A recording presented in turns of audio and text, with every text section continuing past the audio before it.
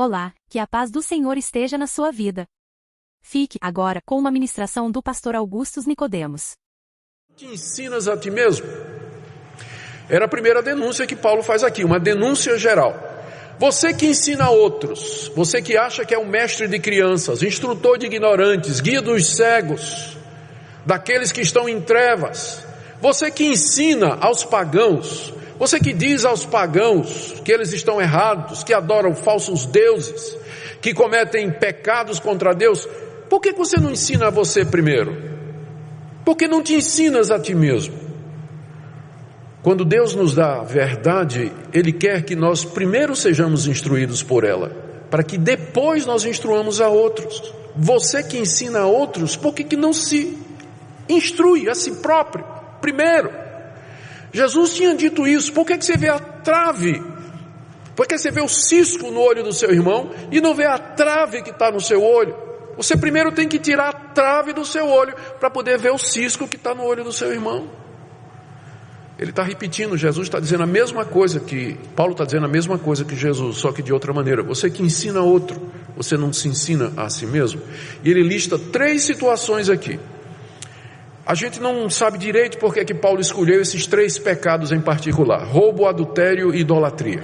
Talvez porque esses 3 eram pecados bem destacados na lei de Moisés. Eram coisas que a lei de Moisés proibia com muita força: o roubo, a desonestidade, não é? O latrocínio, o adultério, a imoralidade sexual e a idolatria. A lei de Moisés era muito forte nisso e o judeu sabia disso. E outra razão provável é que essas práticas eram comuns no judaísmo da época do apóstolo Paulo.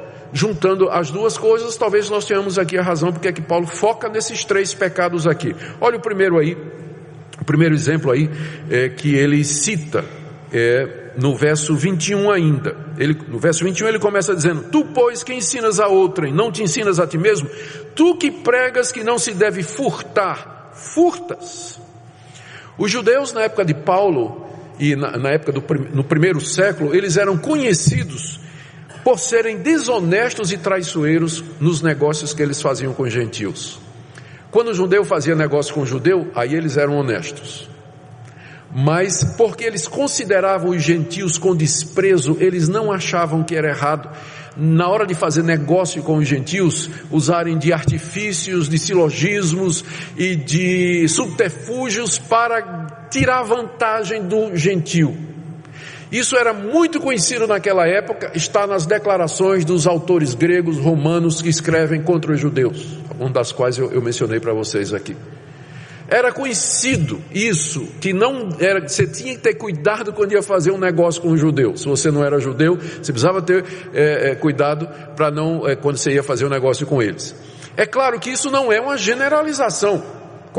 Qualquer judeu do primeiro século ia dizer: mas peraí, isso aqui não é com todos os judeus. E é verdade, nós não estamos generalizando, mas estamos dizendo que naquela época era conhecido, há testemunhos disso, de que muitos judeus tinham essas práticas no comércio, quando eles faziam negócios com outros povos. Entre si havia esse respeito, mas com os outros povos havia liberdade então para proceder de maneira desonesta.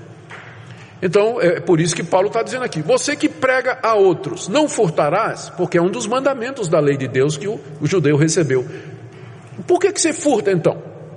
Por que você usa de subterfúgio nos negócios, é desonesto nas suas transações e ao mesmo tempo você está lá na sinagoga dizendo, né, não, é proibido furtar, é errado furtar, é um pecado furtar, mas você mesmo faz isso. O segundo que Paulo menciona é o adultério, verso 22. Dizes que não se deve cometer adultério e o cometes? De fato, o adultério é o 7º mandamento. Não adulterarás é o 7º mandamento da lei de Deus. Os judeus tinham a lei, eles tinham recebido a lei, sabiam que era verdade, era lido nas sinagogas, eles falavam a respeito disso, condenavam os gentios porque viviam na imoralidade sexual, mas eles mesmos também cometiam adultério. Há casos e relatos de que era muito comum em determinado período esse tipo de atitude entre rabinos daquela época. e que era por isso que a posição preferida com relação ao divórcio adotada pela nação de Israel naquela época é que se podia divorciar da mulher por qualquer motivo. Por isso que uma vez questionaram Jesus a respeito disso, porque a posição que eles adotavam entre si é que um homem poderia largar sua mulher por qualquer motivo, e a razão é que ele queria ficar com outra. Então era comum esse pensamento, e Jesus condena, critica esse pensamento, e agora Paulo também. Você diz que não adulterarás, mas você mesmo também adultera. O terceiro que Paulo menciona, está no verso 22 ainda: tu abominas os ídolos e lhes roubas os templos. Os primeiros 3 mandamentos, os 2 primeiros mandamentos da lei de Deus eram contra a idolatria. Você não pode ter outro Deus além de mim, você não pode fazer imagem de escultura para adorar. Então o judeu falava da idolatria, ele condenava a idolatria que tinha nos povos pagãos.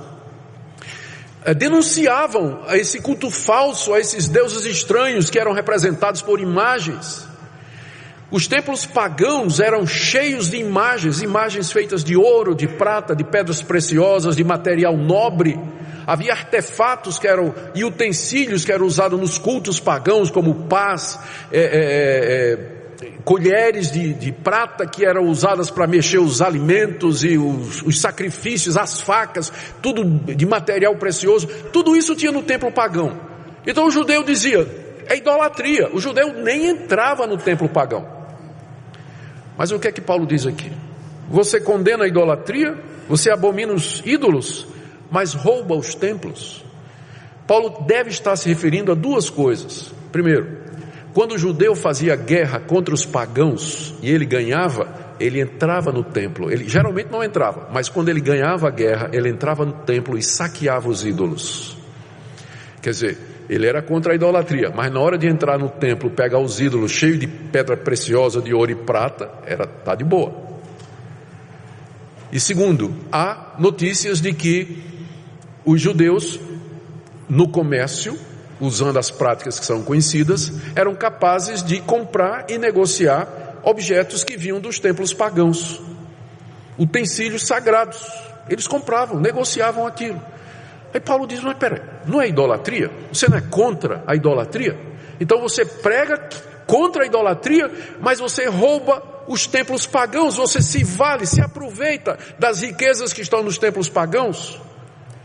O alvo de Paulo é mostrar a incoerência do judaísmo da sua época, de como eles não tinham a menor base para pensar de que receberiam de Deus um tratamento diferenciado. Olha a conclusão do que Paulo diz aqui no verso 23.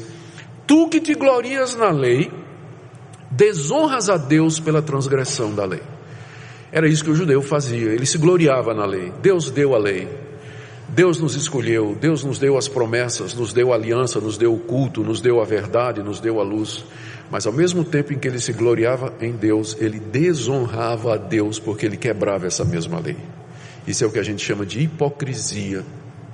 Hipocrisia. Uma pessoa dizer uma coisa, pronunciar uma coisa, declarar uma coisa, mas viver de outra maneira contrária, viver de forma contrária a tudo aquilo que ele professa e tudo aquilo que ele diz.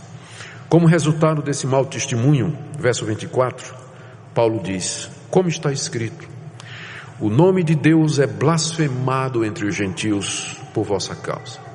O nome de Deus que deveria ser glorificado entre as nações através do testemunho dos judeus. O nome de Deus que deveria ser levado como salvação para os gentios em trevas e na ignorância. Esse nome estava sendo blasfemado. Blasfemar significa falar mal. Então, os judeus, os gentios daquela época, eles olhavam para o judeu com desprezo. Exatamente por isso, porque o judeu era a figura do hipócrita, daquela pessoa que tinha uma moralidade externa, mas era falsa, porque ele não praticava esse tipo de coisa, e como resultado, acontecia o que a gente vê acontecer hoje. Olha lá o evangélico, olha lá, diz que é crente, mas olha lá, ó a boca suja, ó ele namorando aí a outras mulheres, ó ele aí, como é que ele lida com os negócios dele, e o cara todo domingo está na igreja, participa da ceia, vai lá, né, membro da igreja, mas ó como é que ele vive. A gente ouve isso, a gente sabe disso. Era a mesma coisa lá com o judeu. O nome de Deus era mal falado pelos povos por conta do mau testemunho daqueles que diziam: eu conheço a Deus, eu conheço a verdade, Deus me escolheu, Deus me deu privilégios. Mas a conduta, eles destruíam com as mãos aquilo que pregavam com a boca, porque os nossos atos falam mais alto do que nossas palavras. Falam mais alto do que nossas palavras. A conclusão é essa daí. O que é que esse texto nos ensina? O que é que, na verdade, Paulo quer mostrar aqui? Já caminhando para a nossa conclusão. Ele quer mostrar que os judeus não tinham nenhuma base para pensar que seriam salvos só porque receberam a lei e outros privilégios. Eles eram tão culpados, estavam tão condenados como os gentios, como os pagãos, a quem eles criticavam e de quem se sentiam superiores. Na verdade, o judeu estava numa situação pior, porque a quem muito se dá, também muito será pedido. E com isso Paulo está mostrando, está provando o ponto dele nos capítulos 1, 2 e 3 dessa carta aos Romanos, ou seja, todos pecaram e carecem da glória de Deus, judeus e gentios. Ninguém vai ser salvo por mérito humano, ninguém merece de Deus alguma coisa, todos se extraviaram, todos quebram a lei de Deus, todos agem contra a luz que receberam da parte de Deus. Por isso, se Deus não nos salvar mediante o Evangelho, nós estamos perdidos. Não há salvação em nós. Não há como eu me justificar diante de Deus. Não há como eu receber de Deus algum favor com base no que eu sou, no que eu faço. A moralidade não vai me salvar porque ela é hipócrita. A religiosidade não vai me salvar, ela é insuficiente. Não há nada que eu faça que me justifique diante de Deus. Portanto, se Deus não tiver misericórdia de mim, se Ele não me salvar, eu estou perdido. E aqui, eis o Evangelho. O Evangelho, por isso que o nome é Evangelho, boa nova, não é? Isso significa em grego, boa notícia. E aqui está a boa notícia, que Deus teve compaixão de nós. Que Deus, apesar do que foi feito pelos judeus, apesar do que foi feito pelos povos pagãos, Deus a si mesmo enviou Jesus Cristo, seu Filho, cumprindo todas as promessas que Ele havia feito, porque elas não são condicionais, elas são expressão do querer eterno de Deus. Cristo veio e na cruz do Calvário morreu pelos nossos pecados, Ele sofreu o nosso castigo, Ele experimentou a nossa punição, Ele foi castigado em nosso lugar, e agora Deus pode livremente justificar pecadores como vocês e como eu, e nos receber como seus filhos, nos dar pleno perdão, e finalmente a vida eterna e a salvação. É isso que é o Evangelho, mas ele só pode ser entendido se você primeiro entender isso aqui, que você está perdido. Por mais religioso que você seja, por mais que você tente, não há nada em você que mereça redenção. E o Evangelho é exatamente a boa notícia de que Deus salva pecadores. Eu termino dizendo, meus queridos, se há alguém aqui nessa noite que ainda não compreendeu a graça de Deus e a misericórdia de Deus, que nessa noite você possa se voltar para Ele. A salvação não é condicionada à sua bondade. Talvez você diga assim, mas não tem jeito para mim, eu já pequei demais, ou eu estou numa situação tão terrível. Mas o Evangelho veio exatamente para pecadores, porque é o que você é e o que eu sou. Cristo não veio para justos. Quem precisa de médicos são os doentes e não os que estão sãos. Então não há nada que você tenha cometido que possa lhe afastar do amor de Deus e do perdão que há em Cristo Jesus. Se nessa noite você disser, Deus, eu sou um pecador, eu reconheço que eu tenho pecado contra ti, quebrado a tua lei, não mereço nada a não ser a tua condenação, mas eu confio nessa noite eu quero me entregar plenamente, sem restrições, incondicionalmente a Jesus Cristo, meu Salvador, que na cruz pagou a minha culpa completamente. Você pode fazer isso nessa noite. E nós, que um dia já fizemos isso, irmãos, vamos orar como salmista. Sonda-me, ó Deus, vê meu coração, vê se em mim há algum caminho mau e guia-me pelo caminho eterno. Ore também como o salmista, no Salmo 69, verso 6, não sejam envergonhados por minha causa os que esperam em ti, ó Senhor, e nem por minha causa sofram vexame os que te buscam, ó Deus de Israel. Que nós não sejamos tropeço para aqueles que estão em trevas, para aqueles que não ainda receberam a luz da verdade. Examine a sua vida, peça a Deus renovação, quebrantamento e transformação, porque Ele quer um povo que seja luz e bênção para todos. Bom, irmãos, como acabamos de ver, o pastor Augustus Nicodemos apresenta uma análise profunda e convicta sobre a mensagem de Paulo aos Romanos, destacando a gravidade da situação dos judeus que, apesar de receberem a revelação da parte de Deus, não viviam de acordo com esses ensinamentos, destacando a hipocrisia presente na atitude dos judeus da época, que se gloriavam em sua posição e conhecimento da lei, mas não viviam de acordo com ela. A abordagem em trazer a reflexão para nós, que se consideramos cristãos, é perspicaz.